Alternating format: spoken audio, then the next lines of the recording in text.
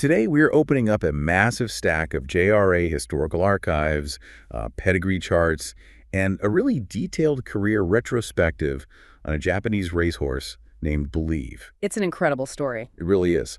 From the day she was born, this was April 26, 1998, at Umamusume Farm. She was carrying the weight of astronomical expectations. Oh, massive expectations. She was owned by Koji Maeda and trained by Shigeki Matsumoto, but the real pressure, like the suffocating pressure, came from her DNA. Her genetics were basically the equine equivalent of royal blood. Unquestionably. I mean, her sire was Sunday Silence. The legend. The absolute legend. He's the stallion who effectively terraformed the entire Japanese breeding landscape. He produced champions with immense cardiovascular stamina and, tactical versatility. But the sire is only half the equation. Right. What made Believe's pedigree a specific target for buyers was the maternal side. Her dam, Great Christine, was a direct daughter of Danzig. And Danzig is a huge deal. Huge. In the bloodstock world, Danzig is the ultimate genetic source of pure explosive speed. He consistently passed down this biomechanical dominance in fast-twitch muscle fibers. Okay, so you cross the stamina and tactical brilliance of Sunday Silence with the fast-twitch sprinting muscle of Danzig. Yeah. You are looking at a genetic blueprint that is literally engineered to destroy sprint records. Yeah, was the expectation on paper, yes. And the market priced her accordingly. She commanded 63 million yen at the select sale as a foal. The genetics promised a prodigy, but her performance delivered a grind. A serious grind. Believe did not deliver that immediate ROI. She didn't tear through the 2-year-old ranks. She didn't break out at 3. She just found herself languishing in the JRA conditions system. And for anyone who doesn't know, since we are dealing with the Japanese racing structure, being stuck in the condition system means she is trapped in a really rigid tiered ladder. It's incredibly strict. Yeah. She's forced to grind through lower-class races, trying to accumulate enough prize money and victories just to inch her way up to the elite open class. It is a grueling, highly frustrating process. I mean, she spent years just trying to prove she even belonged on the track, let alone in the elite company. Her pedigree suggested she should be dominating. Years. Yeah, she didn't actually reach open company until the spring of her 4-year-old season. And when she finally gets there, this is the craziest part to me. She faces the ultimate institutional insult. It's so brutal. She finally grinds her way up to the big leagues, and almost immediately she gets demoted. Right back down. Due to Japan's former summer class reduction system, she's sent back down to the highest allowance class. But wait, why would the JRA even institute a system that actively punishes progress? What is the logic behind stripping a horse of its class status just because the calendar flipped to summer? Well, the JRA designed the summer class reduction system as a forced mechanism for churn. Churn. Yeah. The goal was to inject extreme competitiveness into the lower ranks by making older horses reprove their dominance against the fresh incoming crop of 3-year-olds. Okay, I guess that makes sense on a macro level. Right.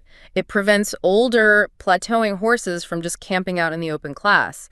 But this demotion is actually the causal link to her ultimate rise. Really? How so? The drop in class meant she was suddenly running against slightly lesser competition.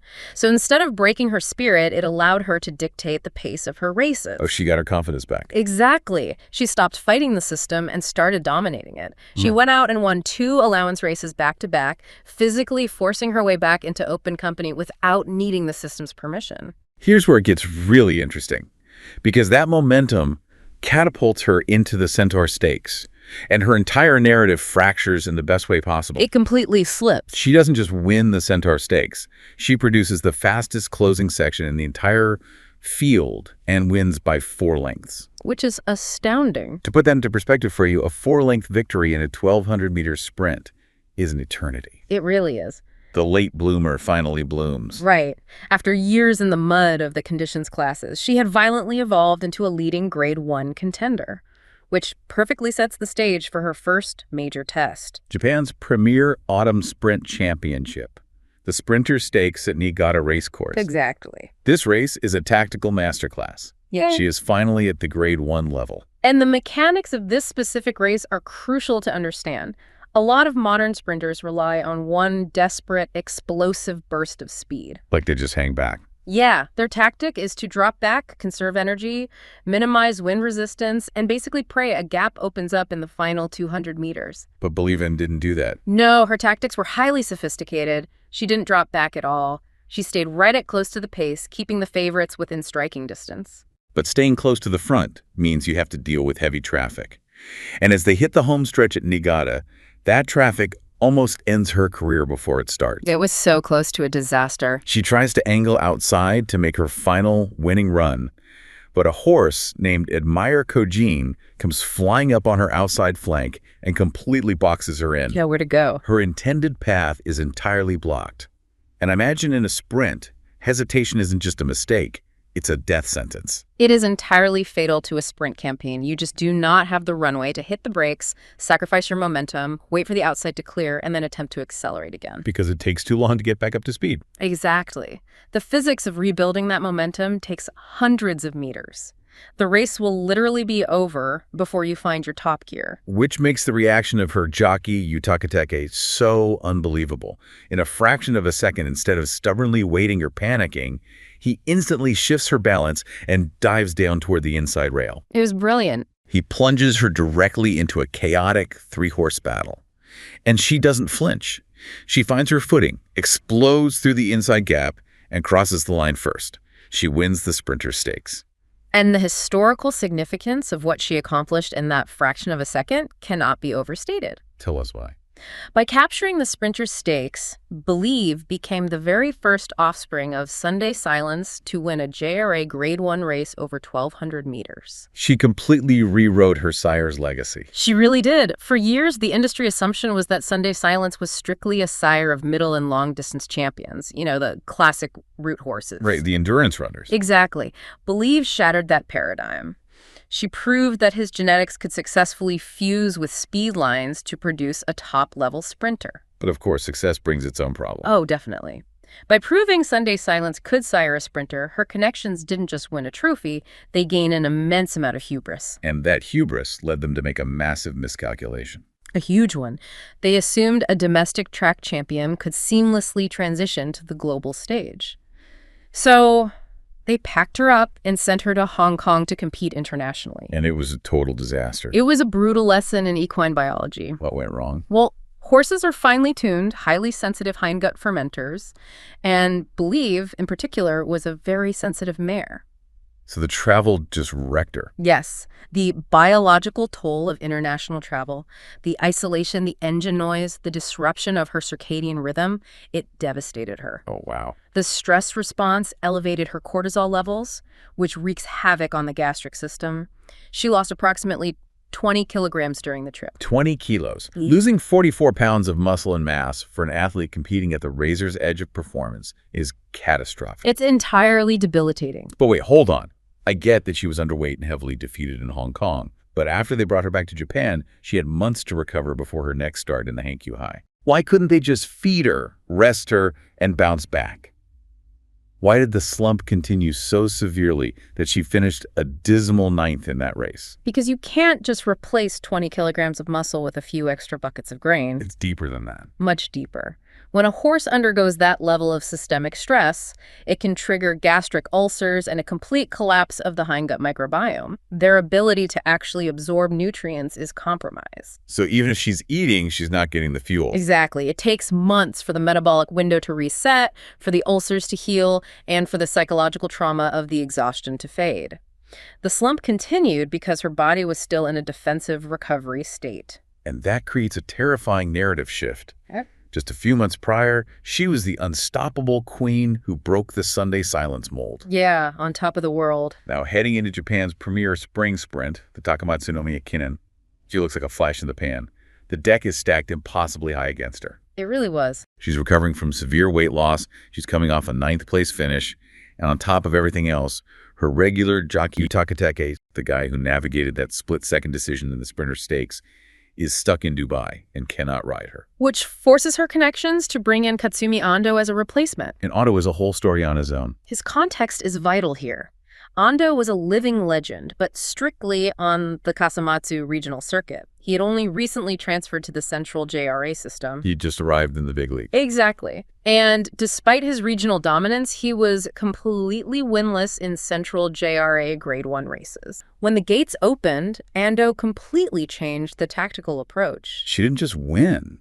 She delivered a statement. Approaching the final 200 meters, instead of waiting for a gap or sitting off the pace, Ando boldly asks her for everything, and she takes the lead way earlier than anyone expected. A huge risk. But it pays off. She doesn't wait to survive a photo finish.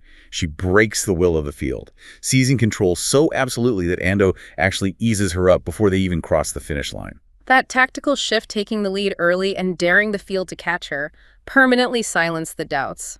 She wasn't a one-race wonder. She was a genuine two-time Grade 1 sprint champion. And for Katsumi Endo. He only delivered his long-awaited first JRA Grade 1 victory, permanently validating his transfer to the Central Circuit. They were two outsiders who desperately needed each other at that exact moment in time. It's incredibly poetic. She remains at the top of the division after that, eventually returning to defend her title at the Sprinter Stakes. She fights bravely near the front, but her sustained speed gets caught late by a new, younger rival named Durandal, who possessed this explosive, come-from-behind finishing kick. Yeah, Durandal was something else. She retires shortly after that runner-up finish, closing out a career with 10 wins from 28 starts. It was a very natural passing of the torch to the next generation of sprinters. Before we look at her ultimate legacy, we have to talk about the deeply ironic, almost absurd postscript to her championship year in 2002. Oh, this is wild. Despite winning the 2002 Sprinters Stakes, breaking the Sunday silence mold, and dominating one of the most prestigious races in the country, Believe won 0 JRA awards that year. Nothing. She was completely shut out. She lost the award for Best Older Filly or Mare to a horse that hadn't even won a Grade 1 race. It perfectly highlights the baffling subjectivity of institutional recognition. Awards are voted on by humans, and humans are fallible. But how does a voter even justify that? Well, the voting results were so strange that a massive rumor started circulating among the racing public. Fans began half-jokingly suggesting that the voters simply didn't realize Believe was a mare. Wait, really? Yeah, because she had raced so aggressively against male horses, the theory was that voters assumed she was a colt and didn't even look for her name in the filly and mare category. Which is wildly funny, but also painfully relatable. Now, the JRA did rectify this by giving her the award the following year in 2003, but it proves that official recognition almost always lags behind actual ground-level achievement. Right, and if we connect this to the bigger picture, her true legacy was never going to be defined by a subjective trophy anyway. What was it defined by? It was defined by her blood. Following her retirement, she was sent to the United States to operate as a broodmare. And this is where the historical archives provide a perfectly poetic echo. I love this part. Fast forward 20 years. Believe's 7th foal, a horse named John Durumu, enters the 2022 Sprinter Stakes. He enters the exact same race his mother had won 2 decades earlier in 2002. And he wins it. 20 years later, the son scales the exact same summit as the mother.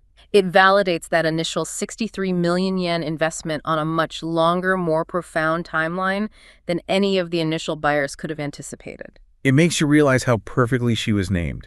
Believe. She forced everyone in her orbit, her trainers, her owners, the fans, to just keep believing when the evidence suggested they should quit. She definitely earned the name. Thank you so much for watching. If you enjoyed this video, please like and subscribe for more.